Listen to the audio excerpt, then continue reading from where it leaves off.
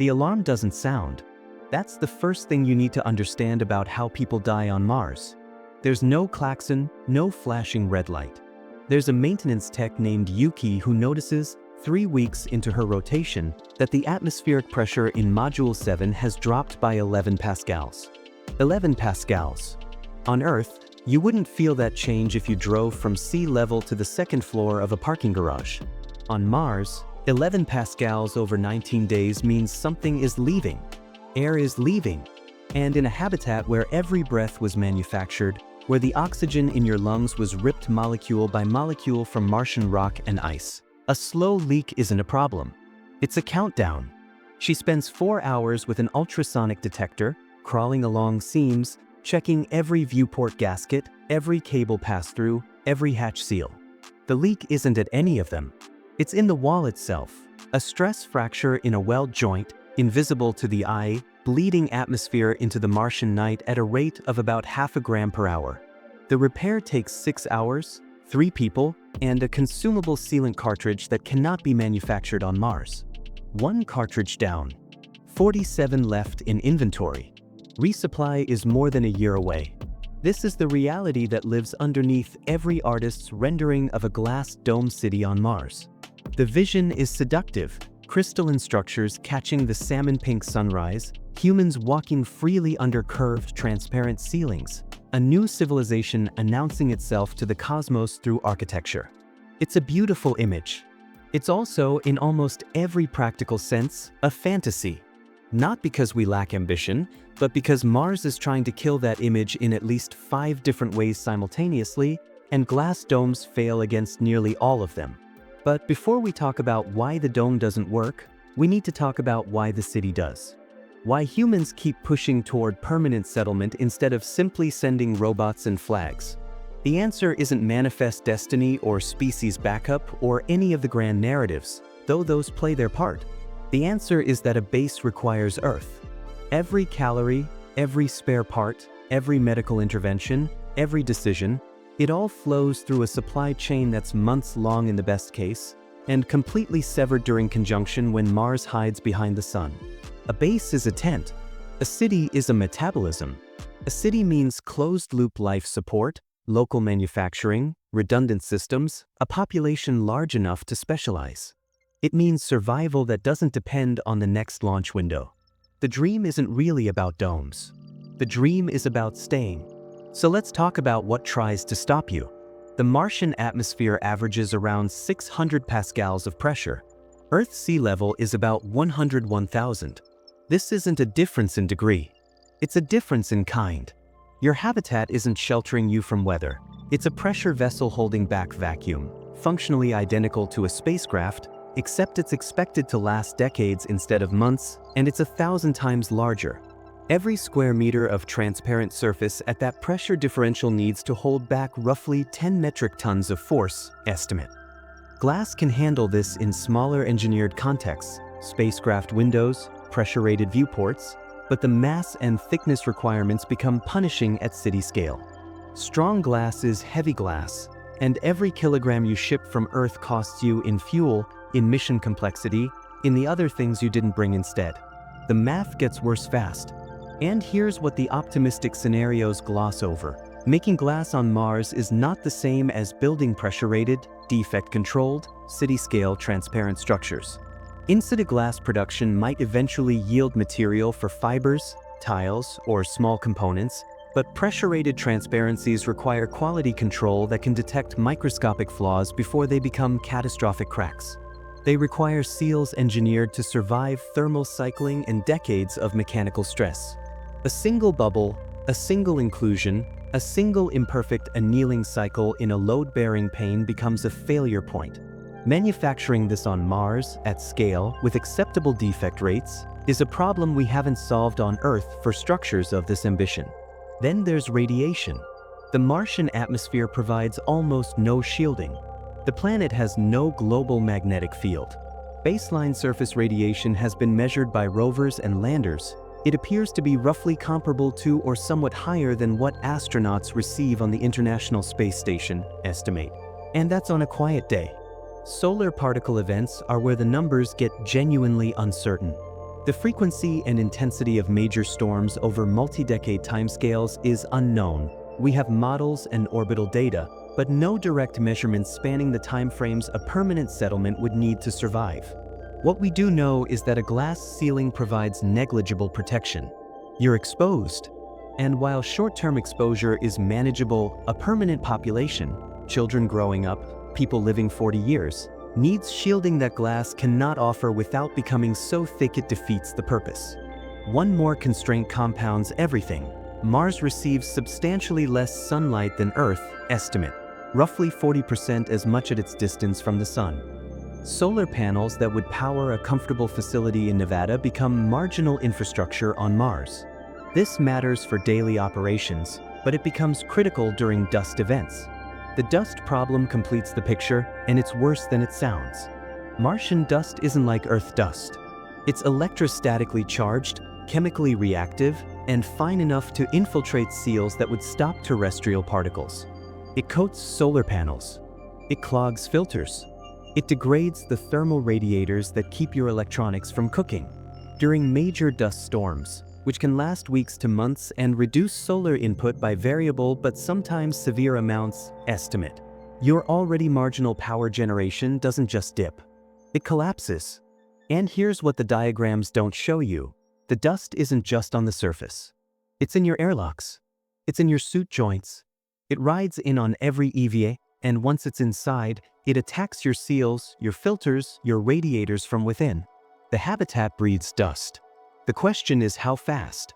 If glass is such a bad idea, why do serious engineering proposals still include transparent sections at all? Because humans aren't machines. Decades of research in isolated and confined environments, submarines, Antarctic stations, space analogs, consistently show that access to natural light and exterior views isn't a luxury. It's a psychological infrastructure. Seasonal affective responses, circadian rhythm disruption, the slow accumulation of what researchers carefully call psychological decrements. These are real operational risks. So credible designs don't eliminate transparency. They minimize it severely and protect what remains. Small viewports with radiation filtering laminated glass, recessed behind regolith berms that block direct particle exposure. Light pipes channeling filtered sunlight into buried spaces through armored collectors. Perhaps a single commons area with a heavily reinforced transparent ceiling, not a sweeping skylight, but a modest, multiply-redundant window sized for psychological meaning rather than architectural coverage. A place to watch dust devils cross the horizon, to remember that outside exists. These aren't concessions to aesthetics. They're load-bearing elements of long-term habitability, engineered down to the smallest practical footprint. What replaces the dome, then? And here's the part no rendering shows you. Every sensor in that buried network is a single point of failure waiting to happen. Pressure, temperature, atmospheric composition. The system only knows what it can measure, and measurements require hardware that drifts, degrades, and dies. A CO2 sensor that reads 5% low for 3 months means your scrubbers run behind schedule, and nobody knows until someone gets headaches. A sampling line clogged with dust particulates means an entire module's atmospheric data goes stale, and the backup sensor is in a crate that won't arrive until next conjunction window. The answer is burial. Regolith, Martian soil, stacked meters deep over pressure-rated modules, provides thermal mass, radiation shielding, and micrometeorite protection simultaneously. It's heavy, it's local, and it costs you almost nothing to acquire. The shielding performance depends on geometry and composition, and current figures are estimates based on analog materials and models, not measured multi-year exposures. The structures underneath aren't architectural statements. They're interconnected pressure vessels, cylindrical or toroidal for optimal stress distribution, joined by airlocks and tunnels that can be sealed independently. Compartmentalization isn't a feature, it's the entire philosophy. When Module 7 develops a stress fracture, Module 6 keeps breathing.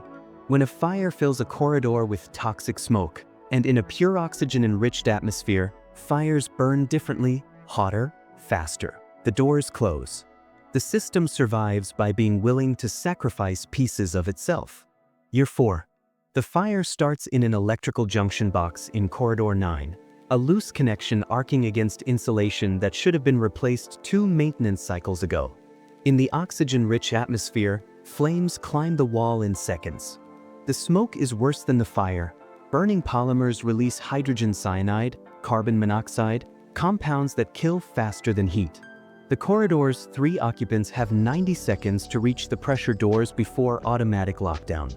To make it, the third, an engineer named Sato, is 15 meters from the threshold when the doors seal.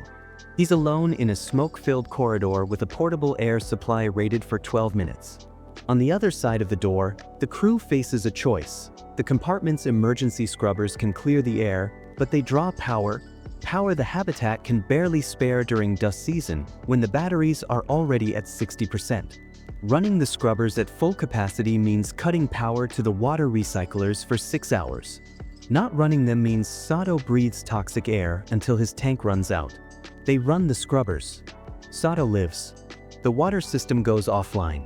For the next 6 hours, 93 people use no running water while the backup reserves hold. The margin was exactly enough. It usually is until it isn't. There's a reason arcologies grow from modules. You don't build this in one campaign. You maintain it into existence. Phase 1 is a cluster of landed modules, barely connected, dependent on Earth for most consumables. Phase 2 is the buried network, tunnels dug by autonomous equipment, regolith shielding piled by loaders, local production of basic materials beginning to offset imports. The glass produced in Phase 2 isn't for pressure domes. It's more likely fibers for composite reinforcement, tiles for thermal protection, feedstock for small sealed components, non-pressure structural uses that can tolerate the defect rates of early manufacturing. Phase 3 is arcology-scale. Closed-loop water, closed-loop atmosphere, food production sufficient for population stability, manufacturing capacity for critical spares. Each phase unlocks the next. Missing a milestone, failing to establish reliable power storage before the first long dust season, failing to stockpile medical supplies before the population exceeds evacuation capacity, doesn't just delay the project. It can collapse the entire sequence. Consider what this actually looks like from inside. It's year 6. The dust season is running long this cycle. Solar input has dropped to marginal levels for 11 weeks, and the batteries are at 40% and falling. The backup fuel cells are rated for another 18 days of supplementary power, but their catalyst is a platinum group metal that cannot be manufactured locally. Every optional system has been shut down: recreation lighting, non-critical research equipment, half the food-growing LEDs. People are eating from stores, reducing their metabolic output, sleeping more. A maintenance tech named David realizes that the seals on one of the primary water recyclers are degrading faster than expected. The dust infiltration from the last EVA cycle was worse than logged. He has 3 replacement gaskets. The recycler has 12 seals. He spends 2 hours deciding which 4 to prioritize, knowing that if he's wrong, the system fails before resupply. The gaskets are a nitrile composite that took 17 months to arrive from Earth. They weigh 80 grams each. These are the mission-critical items that never appear in artists' renderings. The gasket material rated for pressure and peroxide exposure. The HEPA filters sized for Martian particulates. The check valves that prevent backflow in water lines during pressure transients. The silicone-based lubricants that don't outgas in low pressure. The bearings in the centrifugal pumps that move 10,000 liters of water per day. The polyurethane sealant cartridges for emergency hull repair. The MEMS pressure sensors that monitor every compartment continuously. The spare pump impellers, because when a pump dies, you don't wait 14 months. You pull the backup from the shelf.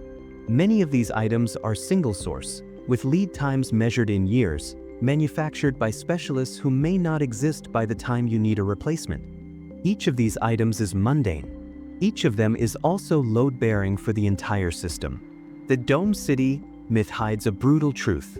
The real city is pipes, pumps, and spare parts. Year 9. A biologist named Chen is running routine atmospheric samples when she notices an anomalous fungal spore count in the agricultural module. The source is unclear. She pulls the HEPA filter logs, cross-references the ventilation pathway records, traces airflow patterns back through 3 connected modules. Contamination protocols require sealing the module until the origin is identified, but the agricultural module produces 31% of current caloric intake. Sealing it means drawing down food reserves. Not sealing it means risking spread to other modules, potentially compromising the entire closed-loop biosystem. She has 4 hours to make a recommendation. She is not trained for this decision. No one is specifically. She makes a call. The module seals. The spore source turns out to be a contaminated seed batch from Earth, introduced 18 months ago, tracked through the pathway analysis to a single growth tray. The system survives. The margin was smaller than anyone will admit in the official report. Year 12.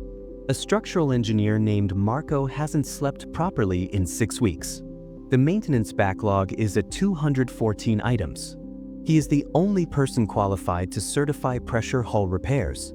The colony's population is now 94, enough to specialize, not enough to provide redundancy for specialists. His supervisor notices that his hands shake slightly during inspections. There is no replacement for Marco. There is no evacuation option. The arcology needs redundancy in people, not just machines, and they don't have it yet. There is only the question of how to redistribute load across a human system that is itself operating past rated capacity. These scenarios aren't melodrama. They're the operational texture of life in a closed system under alien physics. So, alternatives. What about lava tubes? Olympus Mons and other volcanic regions show evidence of subsurface voids potentially large enough to house pressurized structures. The shielding is natural, effectively unlimited, but the locations are fixed, often far from other resources. Access is constrained. The structural integrity and internal geometry of these voids remains largely unknown. We have surface evidence of collapse features, but no direct surveys of intact tube interiors. You're building inside a geological structure you didn't design and can't fully characterize. The approach has genuine merit for certain applications, but it trades one set of constraints for another. Fully buried habitats, constructed entirely underground, offer maximum protection but at the cost of excavation complexity and complete dependence on artificial lighting. Distributed surface modules, the current paradigm, are flexible but limited in scale, vulnerable to the constraints we've already described. Each approach has a failure envelope. The buried arcology isn't obviously superior. It's a bet on a specific set of trade-offs. The honest case against building this is short and brutal. The mass requirements are staggering. The timeline is measured in decades. The failure modes are novel and poorly characterized, and the entire project depends on supply chains and institutional continuity that have never been sustained for this duration. We don't know if closed-loop life support works at city scale for multi-generational timescales. We don't know if the human organism adapts to 0.38 gravity or slowly deteriorates in ways we won't detect for years. We are proposing to build the most complex machine in human history on a planet months away, using technologies that don't yet exist, and staffing it with people who will be unable to leave. The case for building it is also short. The alternatives are either don't go or keep sending flags and robots forever. If the goal is genuine expansion, a second branch of civilization, a hedge against single-planet risk, a test of whether humans can live beyond Earth at all, then something like this has to be built eventually. The question isn't capability, it's commitment. The key question isn't can we build it, but whether the system can survive a months-long power squeeze, a contamination event, a loss of resupply. The answer requires building the thing and finding out. The realistic middle path is probably slower and uglier than anyone wants. 20 years of robotic preparation, building up caches and characterizing sites. A first crewed mission that's really an extended stay, not a base. Gradual expansion tied to demonstrated milestones, closed water loop verified through a full Martian year, then closed atmosphere loop, then food production at 50% of caloric demand, each unlocked only after the previous one has operated successfully through dust season and conjunction. The build path is the project.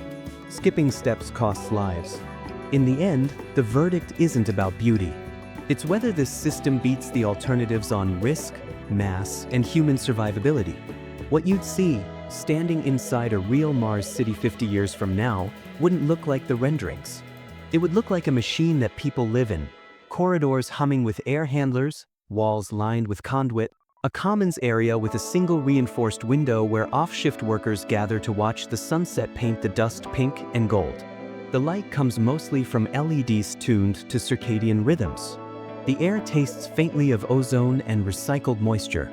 Somewhere, a pump is running. Somewhere, a tech is checking seals, watching for the next 11 Pascal drift that means something is leaving. The city, if you can call it that, isn't a place you build and finish. It's a practice. An ongoing negotiation with physics that hates you, conducted by people who chose to be there anyway. It won't be glass. It won't be beautiful in the way we imagined. But it might be real, and in the end, that's the only question that matters. Not whether we can make it gleam, but whether we can make it breathe year after year under an alien sky and call that improbable machine home.